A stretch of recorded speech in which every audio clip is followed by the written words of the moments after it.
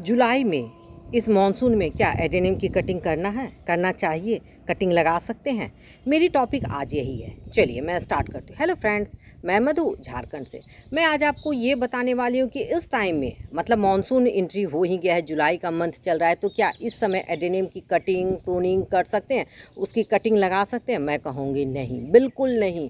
इस समय भूल के भी एडेनियम की कटिंग मत कीजिए, ना कटिंग लगाइए। देखिए अब रीज़न है, मैं आपको मना कर रही हूँ। रीज़न क्या? सपोज दैट आपने कटिंग किया, आपको नहीं पता है, अगर आप यहाँ से कट कीजिएगा ना, जैसे मान लीजिए यहाँ ऊपर से कट किए, अगर इसमें बरसात का एक भी बूंद, अगर नॉर्मली भी टैप वाटर का भी कोई बूंद पड़ा, तो अभी तो मानसून है तो पानी पड़ेगा ही, अगर पड़ा तो यहाँ से रॉट होने का चांस रहेगा। पहले आपका टिप रॉट होगा, फिर ब्रांच रॉट होगा, उसके बाद जाके पूरा कॉटेक्स को रॉट कर देगा। इस समय इसलिए हम लोग सबको एक गार्डनर मना करते हैं कि कम से कम एडेनियम की कटिंग मत कीजिए। देखिए इस टाइम में कहा जाता है ना कि बरसात में सब प्लांट की कटिंग करना चाहिए, कटिंग लगाना चाहिए, 100% ग्रो होता है। मैं भी करती हूँ बहुत, लेकिन ये फार्मूला आपके एडेनियम में नहीं लागू होगा, क्योंकि एडेनियम मान के चलिए ना, मान के क्या, वो एक इतना सेंसिटिव प्लांट होता है ना, बहुत डेलिकेटेड है एडेनियम। अगर आपने उसको इस मानसून में कटिंग किया तो समझ जाइए आप अपने प्लांट से हाथ धो बैठिएगा, क्योंकि एडेनियम एक सकुलेंट फैमिली का प्लांट है। बात समझना होगा कि हम लोग को कब इसकी कटिंग करनी है, कब इसकी कटिंग नहीं करनी है, बहुत कुछ डिपेंड करता है। हाँ, मैं अब बता रही हूँ कि कटिंग कब करना चाहिए। देखिए एडेनियम की कटिंग का सबसे बेस्ट समय होता है फरवरी, 15 फरवरी से लेके आप अप्रैल तक, माने 15 मार्च, एक मंथ उधर रखिए। आप चाहिए तो 15 फरवरी से लेके आप मतलब मई तक कर सकते हैं, जब सॉरी जून के 15 जून तक, जब तक मानसून एंट्री नहीं करता तब तक कीजिए, कोई दिक्कत नहीं है, आराम से। क्योंकि उस समय क्या होता है, पानी उसके कटिंग एरिया में नहीं जाता है। हम लोग देखिए वो फरवरी में जो कटिंग करते हैं उसमें पानी तो पड़ता नहीं है, तो पानी ऊपर से गया नहीं, प्लांट आपका ख़राब हुआ नहीं, ना टिप रॉट हुआ, ना ब्रांच रॉट हुआ, ना कॉटेक्स रॉट हुआ। उसमें भी हम लोग जब देते तो कहते कटिंग के ऊपर पानी मत दीजिए, कटिंग के मतलब पॉट में पानी दीजिए, लेकिन मानसून में तो ऊपर से आ रहा है, इसलिए इस टाइम में मना किया था। हाँ, अब है कि आपको नहीं, आपके प्लांट बहुत लैगी हो गए हैं, नहीं आपको करना ही है, तो मैं कहूँगी 2 मंथ रुक जाइए। लैगी हैं रहने दीजिए, कोई दिक्कत नहीं है, डजंट मैटर। अच्छा है जी, आपके प्लांट में जितने ऐसे, अभी देखिए मैं एक चीज़ आपको दिखा रही हूँ, मेरे प्लांट में अभी फ्लावर कम है और भरदम लीफ है। रीज़न इस समय एडेनियम ही नहीं, हर एक प्लांट अपना वेजिटेटिव ग्रोथ करता है, मतलब वो अपने लीफ, पत्ते, कॉटेक्स सबको मोटा करता है, तो इस समय उसको लेने दीजिए। और इसका वेजिटेटिव ग्रोथ का आपको फ़ायदा क्या होगा, जैसे एडेनियम में सपोज दैट आपके उसके वो पॉट में ज़्यादा पानी है, तो ये जो पत्ते हैं वो पानी ले लेंगे, तो आपको क्या होगा, एक्स्ट्रा वाटर के लिए सोचना नहीं पड़ेगा। हाँ, आपको सोचना तब पड़ेगा जब आपने सॉइल मीडिया का यूज़ किया। अगर आपने मेरे बताए हुए वेल्डन मिट्टी का पॉटिंग मीडिया का यूज़ किया है तो आपको नहीं सोचना होगा। वेल्डन इन द सेंस अगर मिट्टी नहीं है तो बहुत अच्छा है।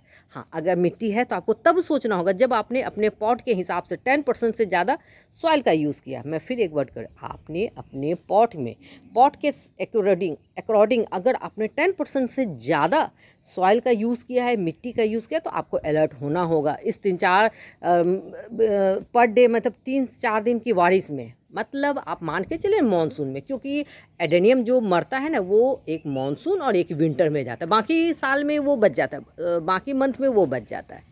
मैं ये बता दी। अब मान लीजिए सपोज दैट नहीं, मुझे काटना ही है, काटना इन द सेंस में है जैसे ऊपर से टिप ब्रांच हो रहा है, जैसे यहाँ ऊपर से, या कोई प्लांट बहुत ही लैगी हो गया, एकदम वो नीचे तक झूल रहा है, लटक रहा है, तब आप उसको क्या कीजिए, उसको जब कट कीजिएगा उस एरिया में, जैसे मान लीजिए सपोज आपने यहाँ से कटिंग किया, ये जो कटिंग की है ना, तो यहाँ से कटिंग करने के बाद आप इसको क्या कीजिए, सील कीजिए। आप तो सबसे पहले कटिंग एरिया को, अगर देखिए मैं फिर एक बोल रही हूँ, अगर एडेनियम रखे हैं तो कोई भी फंगीसाइड पाउडर रखना होगा, कोई भी एंटी फंगल पाउडर आपके गार्डन में होना ही चाहिए, तब एडेनियम रहेगा, नहीं तो एडेनियम बाय बाय हो जाएगा। तो आप उस कटिंग एरिया में क्या कीजिए, मैं तो साफ फंगीसाइड का यूज़ करती हूँ, उसको उस कटिंग एरिया में ऐसे साफ का लगा दीजिए, उसके बाद उसको मोम गला के दे दीजिए ताकि वो अच्छे से सील पैक हो जाए। बहुत को नेल पॉलिश भी करते हैं, और अगर नहीं हो तो सेलो टैप लगा दें। उसके बाद मैं फिर कहूँगी, जिस एरिया पे जहाँ पे आप कटिंग किए उस प्लांट को कम से कम मानसून का पानी, मतलब ऊपर से एक भी बूंद पानी ना जाए, तो इस क्या कीजिए, उस पॉट को उठाकर वैसे जगह पे रख दीजिए जहाँ पर पानी ना ऊपर से पड़े ना आप दीजिए, कम से कम 20 दिन के बाद तब आप उसे निकालें। तब तो उसे क्या होगा, देखिए वहाँ पे हम लोग कटिंग किए हैं, कट किए हैं तो प्लांट में एक तरह का घाव होता है, कट किए, कटिंग एरिया को हील होने में समय लगता है। जैसे हम लोग की सपोज दैट उंगली कटती है तो 4-5 दिन के बाद ही हील होता है, तब तक से पेन होता है उसमें, उसी तरह प्लांट को भी पेन होता है। तो आप जब कटिंग किए उसको वहाँ पे फंगीसाइड लगा के करके रख दीजिए, पानी ना जाए, तो इससे क्या होगा, आपका प्लांट जो है ना उसका टिप रॉट होगा, ना आपका स्टेम रॉट होगा, और ना आपका प्लांट आपके गार्डन से बाय बाय होगा। बस मैं यही कहूँगी, कटिंग इसमें मत कीजिए। बस टाइम होता है फरवरी से जून तक का, उसके बाद आप सितंबर में कीजिए, अक्टूबर में कीजिए। मानसून ख़त्म के बाद सितंबर अक्टूबर में आप चाहिए तो एकदम प्रून, हाँ फिर मैं कहूँगी सितंबर के बाद हार्ड प्रून नहीं कीजिएगा, सॉफ्ट प्रून करके पिंचिंग करके कर दीजिए। अगर आपको फ्लावरिंग लेना, फिर एक वर्ड, अगर आपको सितंबर में फ्लावरिंग लेना है, जैसे मुझे सितंबर में फ्लावरिंग लेना है, तो अगर उस समय अगर आपने कटिंग कर दिया ना, तो आपको अक्टूबर नवंबर फ्लावरिंग नहीं होगा, क्योंकि प्लांट तो आपने काट दिया, तो फ्लावर कहाँ से होगा। तो ये आपको डिसीजन लेना होगा कि फ्लावर कब लेना करना है, कटिंग कब काटना है। अगर तो आप सितंबर में काटे तो अक्टूबर नवंबर नहीं ले सकिएगा। उसके बाद हाँ, तो अब उसमें काटे तो उसका बेनिफिट कब होगा, इसका बेनिफिट अगर आपने अक्टूबर में काटा है तो इसका बेनिफिट आपको मिलेगा फरवरी में। डॉर्मेंसी के बाद जैसे विंटर ख़त्म होगा, प्लांट आपका पहले लीफ नहीं देगा, पहले वो फ्लावर देगा। बेनिफिट ये तो देखिए, हर एक चीज़ का अगर नफ़ा है तो नुकसान भी है। अगर आपने सितंबर अक्टूबर में कटिंग किया है अपने प्लांट का, तो आपको विंटर के बाद, डॉर्मेंसी के बाद पहले फ्लावर होगा तब लीफ आएगा। मैं अक्टूबर में कटिंग नहीं करती हूँ, तो मुझे क्या होता है, फरवरी में मैं जब मार्च में, मुझे 15 मार्च के बाद फ्लावरिंग होता है, पहले वो लीफ लेता है, क्योंकि मैं कटिंग का काम कब करती हूँ, 15 फरवरी के बाद। तो मैं जब फरवरी में कटिंग करती हूँ तो मुझे ऑलरेडी एकदम वो ऑलमोस्ट वो फ्लावर 1 से 1.5 मंथ बाद देगा, मतलब मान के चल 15 मार्च नहीं तो अप्रैल से। तो ये आपको डिसीजन लेना होगा कि आपको कब फ्लावरिंग लेना है, किस टाइम में लेना है, कैसे करना है। और मैं इस समय कहूँगी, अगर आप बिगिनर हैं तो इस समय कटिंग प्रूनिंग कुछ मत कीजिए, प्लांट को उसके हाल पर रहने दीजिए।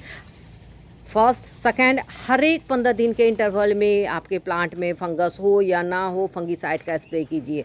उसके बाद आप उसके पॉटिंग मीडिया में भी थोड़ा सा स्प्रे कर दीजिए। देखिए इस तरह का पला पलाया जब प्लांट जाता है ना, बहुत अफसोस होता है। और एक बार आप देखिए मेरे सारे कॉटेक्स का आप देखिए, तो इस तरह का कॉटेक्स होने का रीज़न बस मैं यही कहूँगी, इसकी पॉटिंग मीडिया है, इसका ट्रीटमेंट है, पूरा सनलाइट है, बस।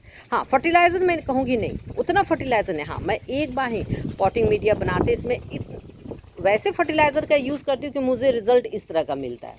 हाँ, इस तरह का कॉटेक्स होने में भी उसका बहुत डिपेंड करता है आपके पॉट साइज़ पे। अगर आपने बड़े बड़े गमले में पॉट में लगाया है तो आपको क्या होगा, प्लांट का कॉटेक्स नहीं मिलेगा। देखिए मैं छोटे छोटे, ये लगभग साल भर के प्लांट है, और इसको मैं 1 लीटर के रंग के डब्बे में लगाई हूँ। अगर आप ध्यान से देखिए, 1 लीटर का वो एशियन पेंट का रंग का डब्बा होता है, देखिए उसमें, और जबकि ये लगभग साल भर के नीचे, या नहीं तो 1 साल कंप्लीट प्लांट होगा।